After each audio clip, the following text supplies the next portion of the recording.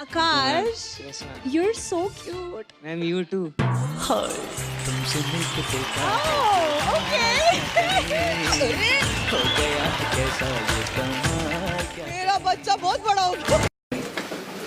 See you. Sweet girl. Okay. Wow. Who is that girl? What? Am I not perfect for you? No. Don't call me no more. I'm done. दोस्तों एक वक्त ऐसा भी हुआ करता था जब नृत्य को लोग कला के दृष्टिकोण से देखा करते थे और लोग नृत्य की कद्र और पूजा किया करते थे क्योंकि लोग नृत्य को नटराज से जोड़कर देखते थे। लेकिन जैसे जैसे वक्त अपनी गति से आगे बढ़ता चला गया वैसे वैसे लोगों की सोच बदलती चली गई और जैसे जैसे लोगों की सोच बदलती चली गई वैसे वैसे डांस की डेफिनेशन भी चेंज होती चली गई। और एक वक्त ऐसा भी आया जब लोग डांसिंग को वल्गैरिटी समझने लगे और इसका सबसे बड़ा इम्पैक्ट पड़ा लड़कियों के ऊपर क्योंकि लोगों ने लड़की के प्रति अपने देखने का नजरिया, अपने सोचने का नजरिया बहुत ज्यादा चेंज कर दिया, जिस वजह से आज डांसिंग को लोगों ने कई भागों में बांट दिया है और आज ना जाने वर्ल्ड में कितनी तरह के डांस फॉर्म्स मौजूद हैं और लोग उसके बिहाफ पे जज करते हैं कि कौन सा इंसान कौन सा डांस सीख रहा है। कोई क्लासिकल डांसिंग सीख रहा है, कोई जैज सीख रहा है, तो कोई पॉप, तो कोई कंटेम्प्रेरी, तो कोई बॉलीवुड और भी ना जाने कितने फॉर्म्स लोग सीख रहे हैं। लेकिन इनका फिर भी ठीक है, लोग इनको थोड़ी बहुत सम्मान और इज्जत देते हैं। लेकिन वही बॉलीवुड इंडस्ट्री से लेके सभी इंडस्ट्री में डांस एक और फॉर्म से आज के डेट में मौजूद है और काफी ज्यादा तेजी से पॉपुलर और वायरल हो रहा है और वही काफी ज्यादा बदनाम भी है, जिसे लोग आइटम सॉन्ग कहकर भी पुकारते हैं। और लोगों का आइटम सॉन्ग्स ने ज्यादा ध्यान अपनी ओर खींचा है, जिस वजह से लोग बाकी के सभी डांस फॉर्म को एक नजरिए से देखते हैं और एक कटघरे में हम आइटम सॉन्ग को रखकर देखते हैं और सभी को वल्गर समझने लगे हैं।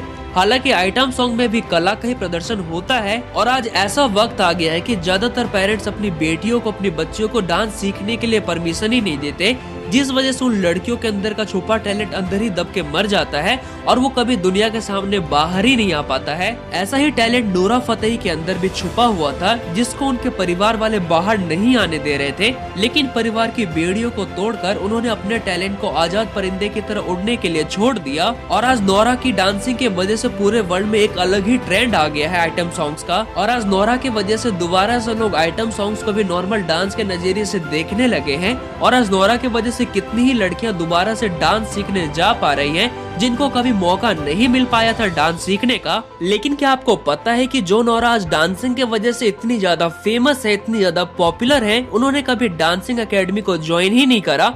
और क्या आपको पता है कि एक वक्त ऐसा भी था जब नोरा को मजबूरन वेट्रेस का और टेलीकॉलिंग में भी काम करना पड़ा था। तो चलिए आज जानते हैं नोरा फतेही की अभी तक की जर्नी। आप वीडियो से अंत तक जरूर जुड़े रहें क्योंकि हम वीडियो में नोरा की जर्नी तो जानेंगे ही, लेकिन इसके साथ ही साथ उनसे जुड़ी बहुत सी इंटरेस्टिंग बातें भी जानेंगे। तो चलिए वीडियो को स्टार्ट करते हैं।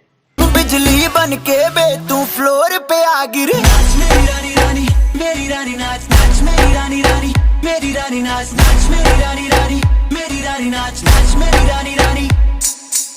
दोस्तों नोरा का जन्म 6 फरवरी 1992 को कनाडा के टोरंटो शहर में हुआ था। नोरा एक अरेबिक फैमिली से बिलोंग करती हैं।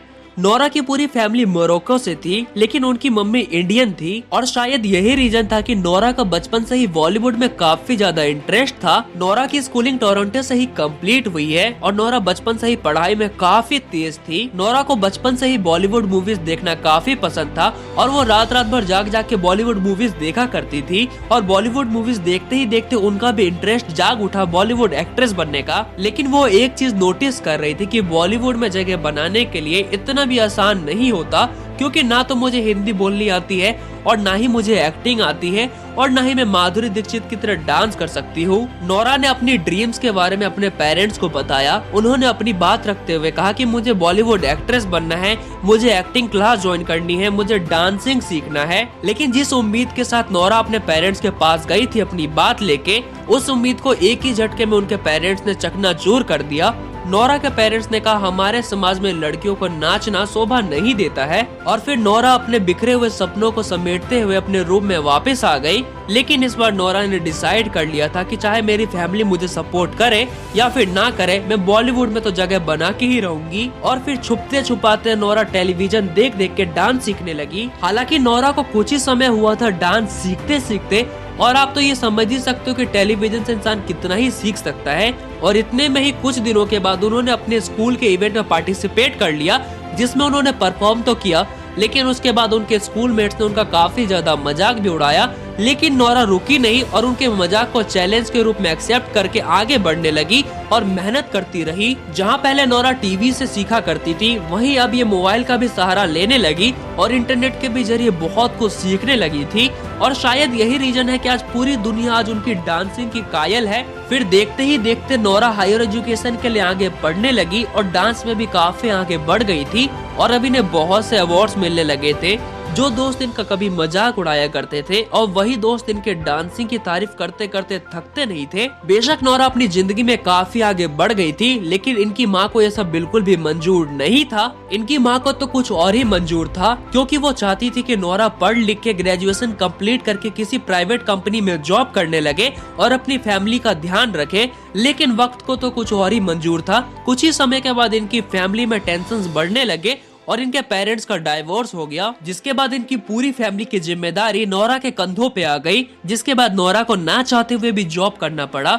जहां सुबह से शाम तक ये वेट्रेस का काम किया करती थी, वही रात को ये टेलीकॉलिंग का काम करती थी। लेकिन इसके साथ ही वो अपने करियर को लेके भी काफी डेडिकेटेड थी, जिस वजह से नोरा मॉडलिंग भी कर रही थी साथ ही साथ में। जहां एक तरफ नोरा जॉब कर रही थी, मॉडलिंग कर रही थी, उसके साथ ही साथ नोरा ने छोटी कंपनीज के साथ मिलकर कुछ फोटोशूट भी किए और उसे इंडिया के बहुत सारे मॉडलिंग एजेंसीज को अप्लाई कर दिए और उनके फोटोज एक इंडियन एजेंसी को काफी ज्यादा पसंद आए। इसके बाद नोरा 2012 में मुंबई आ गई और इन्हें पहली बार मौका मिला एडवर्टीजमेंट करने का।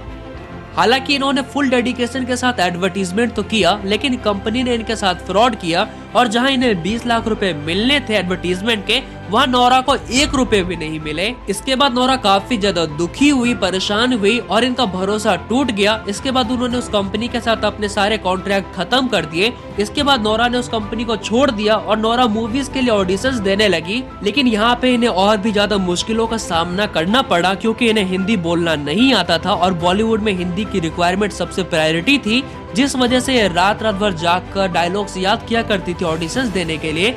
लेकिन फिर भी इनका सिलेक्शन नहीं होता था कितनी बार, और कितने बार तो इन्हें मजाक का भी सामना करना पड़ता था। लोग इन्हें यहाँ तक बोल देते थे कि आप बॉलीवुड के लिए नहीं बने हो, आप वापस अपने इंडस्ट्री में लौट जाओ और अपनी कंट्री चले जाओ। लेकिन नोरा अब यहाँ कहाँ रुकने वाली थी। नोरा ने ठान लिया था कि मैं बॉलीवुड में अपनी जगह बना के रहूंगी, फिर चाहे मुझे कुछ भी करना पड़े। इसके बाद इन्हें यह समझ में आया कि मुझे हिंदी सीखना पड़ेगा, जिसके बाद इन्होंने हिंदी क्लासेस भी ज्वाइन करा और साथ ही में एक्टिंग क्लासेस भी ज्वाइन किया। सालों की इनकी प्रैक्टिस रंग आई और 2014 में इनको एक मूवी में ब्रेक मिला, जिस मूवी का नाम था रोअर, और ये मूवी फ्लॉप हो गई, जिसके बाद इन्हें बॉलीवुड में और काम नहीं मिल रहा था। इसके बाद इनको किसी ने रिकमेंड किया कि आप साउथ इंडस्ट्री में ट्राई करो, और नोरा ने बिल्कुल वैसा ही किया। नोरा साउथ में ऑडिशंस देने लगी, लेकिन इन्हें यहाँ पे एज ए एक्टर रोल नहीं मिल रहा था। यहाँ पे इन्हें एज ए लीड काम करने के लिए नहीं मिल रहा था। यहाँ पे इन्हें आइटम सॉन्ग्स के लिए ऑफर मिल रहे थे और नोरा ने बिल्कुल ऐसा ही किया। नोरा सोची कि मुझे वैसे भी कोई काम नहीं मिल रहा, तो क्यों ना मैं यही कर लूं। इसके बाद इन्हें टेम्पर मूवी में एक आइटम सॉन्ग मिला, जो कि काफी अच्छा चला। इसके बाद इन्हें बाहुबली मूवी में आइटम सॉन्ग मिला, जिससे इन्हें काफी ज्यादा पॉपुलैरिटी मिली।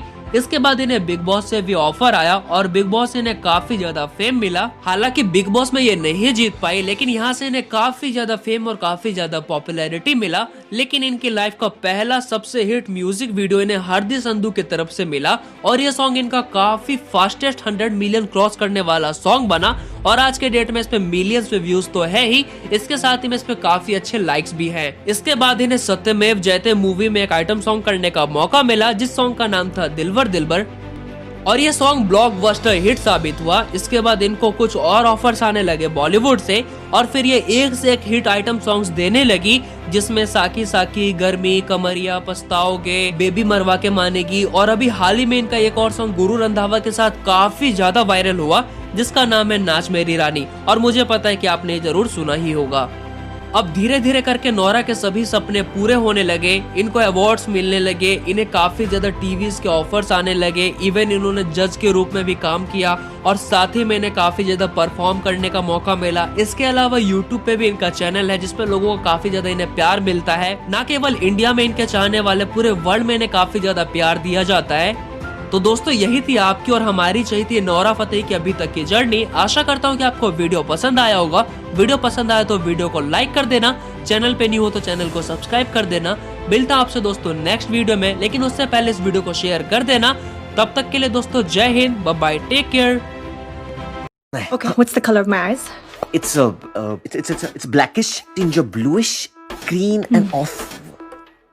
Wow. बेबी मैंने कभी नोटिस नहीं किया ना, Clearly. लव कलर ब्लाइंड होता है। बे आंखों में नहीं देखता तो किधर देखते रहता है? डोबो।